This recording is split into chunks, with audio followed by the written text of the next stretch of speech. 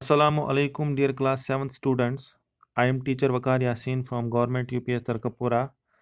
प्यारे बच्चों, आज हम सिविक्स का lesson role of government in health करने जा रहे हैं और आज हम इस लेसन में समझेंगे कि हेल्थ के सेक्टर में गवर्नमेंट का क्या काम है, क्या रोल अदा करती है हमारी गवर्नमेंट, ठीक है। और हेल्थ किसे कहेंगे, हेल्थ को कैसे ये जो है इसको प्रमोट किया जाता है, गवर्नमेंट की क्या पॉलिसीज़ हैं इसके रिलेटेड, और इस हेल्थ के लिए क्या इंस्टीट्यूशंस हैं जिससे हमें बेनिफिट हासिल होता है। तो चलिए स्टार्ट करते हैं आज का ये lesson. In a democracy people expect that government to work for their welfare. This could be done through the provision of education, health, employment, housing, or the development of roads, electricity, drinking water, etc. प्यारे बच्चों, हम एक democratic country में रहते हैं और democracy में जो लोग हैं, ठीक है, डेमोक्रेसी में जो भी लोग हैं वो एक्सपेक्ट करते हैं, ये उम्मीद रखते हैं कि गवर्नमेंट जो है, हुकूमत जो है, वो उनकी वेलफेयर के लिए, इनकी बहबूदी के लिए, इनकी तरक्की के लिए काम करे। और जो हिंदुस्तान है ये भी एक डेमोक्रेटिक कंट्री है ना प्यारे बच्चों। इसलिए हमारी डेमोक्रेटिक कंट्री, हमारी जो डेमोक्रेटिक इंडिया जो हमारी कंट्री है, इसमें भी गवर्नमेंट ने अलग अलग वेलफेयर के मेजर्स और प्रोविजंस रखे हैं। पहली जो शर्त है इसके लिए वो है तालीम यानी एजुकेशन। सबसे पहला जो वेलफेयर का काम होगा, एजुकेशन होगा गवर्नमेंट के लिए, और इसके लिए एजुकेशन सेक्टर को बनाया गया। इसी तरह से हमें ठीक रखने के लिए, हेल्दी रखने के लिए हेल्थ इंस्टीट्यूशंस हैं, हेल्थ है। इसके बाद हमें हमें माश यानी कि एम्प्लॉयमेंट की ज़रूरत पड़ती है। इसके लिए हमारे लिए एम्प्लॉयमेंट की अपॉर्चुनिटीज़ गवर्नमेंट तैयार करती है। इसके साथ साथ हमें छत की भी ज़रूरत है यानी हाउसिंग की ज़रूरत है, और साथ साथ हमें रोड कनेक्टिविटी भी चाहिए। इसके लिए डेवलप किए गए हैं रोड नेटवर्क्स, और हमें बिजली भी चाहिए, इलेक्ट्रिसिटी चाहिए, और पानी पीने के लिए चाहिए, है ना। तो ये सारी चीज़ें जब मिलती हैं डेमोक्रेटिक कंट्री में, तो इंसान जो है वो अपना वेलफेयर कर पाते हैं, वो अब उनका फलाह होता है, इनकी बहबूदी होती है। ठीक है प्यारे बच्चों, in this chapter we will discuss provision related to health. इस लेसन में हम जो पढ़ने जा रहे हैं, इसमें जो हमारा मेन टॉपिक रहेगा, मेन जो सेक्टर रहेगा, वो रहेगा प्यारे बच्चों हेल्थ का सेक्टर, वो हेल्थ का सेक्टर रहेगा। और हेल्थ सेक्टर बहुत ही इंपॉर्टेंट सेक्टर है किसी भी कंट्री में, किसी भी मुल्क में। हमारे मुल्क में भी हेल्थ पर काफ़ी जोर दिया जाता रहा है। ठीक है प्यारे बच्चों, चलिए आगे बढ़ते हैं। Health means our ability to remain free of illness and injuries. तो हेल्थ का मतलब क्या है, हेल्थ की डेफिनेशन क्या है, हेल्थ हम किसे कहेंगे? प्यारे बच्चों, ये एक इंसान की एबिलिटी है, उसकी कैपेसिटी है कि वो खुद को कैसे दूर रखे बीमारियों से और इंजुरीज से। ठीक है, apart from disease the following factors also affect our health. तो बीमारी के अलावा भी, बीमारी के अलावा भी हमारे कुछ फैक्टर्स हैं हमारे आसपास सराउंडिंग में, जिससे हमारी हेल्थ पर काफ़ी असर पड़ता है। तो वो क्या है, चलिए देखते हैं। Drinking water, pollution, इनएडिक्वेट food, living conditions, ये कुछ फैक्टर्स हैं प्यारे बच्चों जिनसे हमारी हेल्थ असरअंदाज होती है।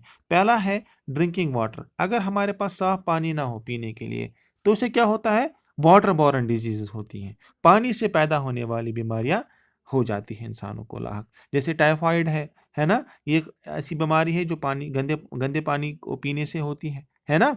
इसी तरह से मलेरिया, जो गंदे पानी जो मच्छर हैं, फ्लाइज हैं, हाउस फ्लाइज हैं, वो उठती हैं। मलेरिया जो है वो एक पानी की ही बीमारी है, पानी से एक मच्छर जन्म लेता है जिसे फीमेल मॉस्किटो कहते हैं, तो उससे मलेरिया फैलता है।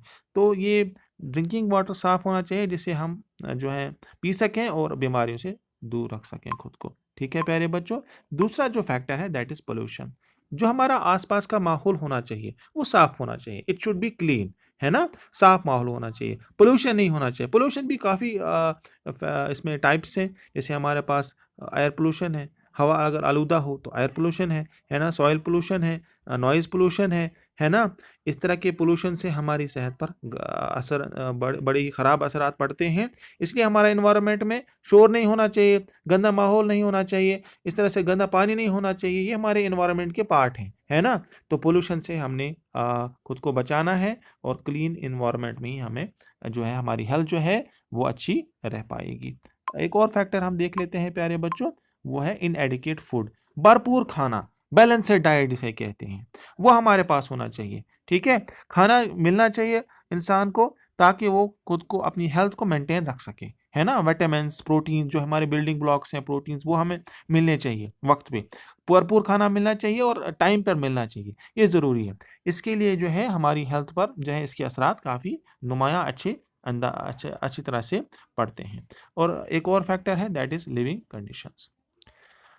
जहाँ पर हम रहते हैं वो कंडीशंस जो हैं अच्छी होनी चाहिए, बेहतर होनी चाहिए, हाइजीनिक होनी चाहिए, साफ-सफाई होनी चाहिए, गंदगी नहीं होनी चाहिए, जिससे कि बीमारियाँ हो सकती हैं। तो हमारे जो लिविंग कंडीशंस है जहाँ पर हम रह रहे हैं, वो जो एरिया है, वो जो जगह है, वो साफ होनी चाहिए। ठीक है प्यारे बच्चों? अब ये सब चीज़ें मेंटेन रखना, पानी अच्छा साफ़ होना चाहिए, पोल्यूशन नहीं होनी चाहिए, खाना भरपूर मिलना चाहिए, है ना? हमारे लिविंग कंडीशंस ठीक होनी चाहिए। तो इन सारी चीज़ों का जो मेंटेन करने का काम है, वो रिस्पॉन्सिबिलिटी किसकी है, देख लेते हैं।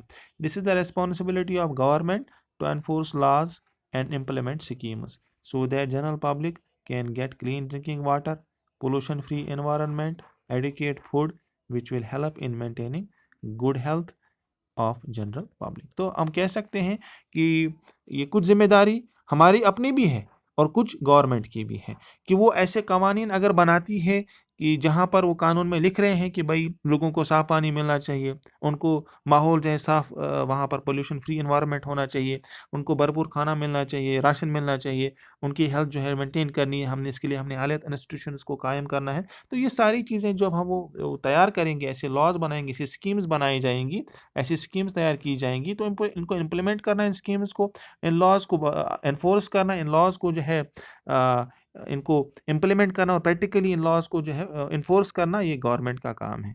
इससे क्या होगा? लॉज़ इम्प्लीमेंट करने से, स्कीम्स को इम्प्लीमेंट करने से क्या होगा?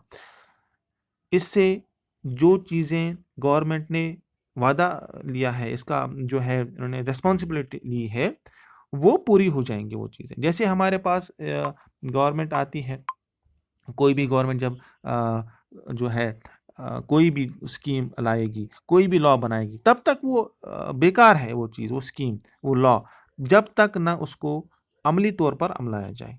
ठीक है ना? प्रैक्टिकली अमलाया जाए, ताकि लोगों को साफ पानी मिल सके, लोगों को पोल्यूशन फ्री एनवायरनमेंट मिल सके, लोगों को खाना मिल सके, अच्छा खाना, न्यूट्रिशियस फूड मिल सके, ताकि उनकी हेल्थ जो है जनरल पब्लिक की, आम लोगों की, वो ठीक रहे, वो अच्छी रहे। ठीक है प्यारे बच्चों? अब हम आते हैं health care in India. India में हेल्थ केयर का जो वो स्ट्रक्चर है, वो कैसा है? ठीक है? चलिए देखते हैं। Health care in India. In order to prevent and treat illness, we need appropriate health care facilities. प्यारे बच्चों, अगर हमने इलनेस को रोकना है, किसी भी बीमारी को रोकना है, पहले तो प्रिवेंशन है ना? फिर अगर किसी को अगर हो भी जाए कोई बीमारी, तो उसको ट्रीट करना है। इसके लिए हमारी गवर्नमेंट को क्या करना होता है, गवर्नमेंट ने क्या किया है, एप्रोप्रिएट हेल्थ केयर फैसिलिटी जो है तैयार कर रखी है, बना के रखे हैं हेल्थ केयर इंस्टीट्यूशंस, फैसिलिटीज़ जो है कायम की गई है, जिससे कि हमारी जो हेल्थ है वो कायम रह सके, ठीक रह सके। इसके लिए हमारे पास हॉस्पिटल्स हैं, लेबोरेटरीज़ हैं, एम्बुलेंस सर्विसेज हैं, ब्लड बैंक्स तैयार किए गए हैं और प्रोफेशनल मेडिकल और पैरामेडिकल टीम, पैरामेडिकल स्टाफ हमारे पास in urban as well as rural area, urban areas में भी और रूरल एरियाज़ में भी, यानी गाँवों में भी और शहरों में भी इस तरह की फैसिलिटीज़ कायम की गई हैं, जिससे कि हेल्थ बरकरार रह सके और ट्रीट किया जाए बीमारियों को। हॉस्पिटल्स आ गए इसमें, इसमें लेबॉरेटरीज़ आ गई, इसमें एम्बुलेंस सर्विसेज आ गई, है ना? ब्लड बैंक्स आ गए जहाँ खून मुहैया कराया जाता है, और जो डॉक्टर्स की यानी प्रोफेशनल मेडिकल जो टीम होती है, स्टाफ होता है, यानी कि डॉक्टर्स और पैरामेडिकल स्टाफ जैसे नर्सेज हैं, है ना? और इसी तरह से इनको तैयार रखा गया है, इनको बनाया गया है, इन चीज़ों को जो है मेंटेन किया गया है, ताकि हेल्थ पर जो है कोई जो है इस पर पूरी तरह से हेल्थ जो है इसको मेंटेन रखा जा सके, लोगों की हेल्थ को, और भरपूर जो मेडिकल फैसिलिटीज़ हैं वो मिल सकें लोगों को, चाहे वो रूरल एरिया में रहते हो या गाँव या शहरों या अर्बन एरिया में रहते हो। The healthcare which is currently operational in India is divided into two categories.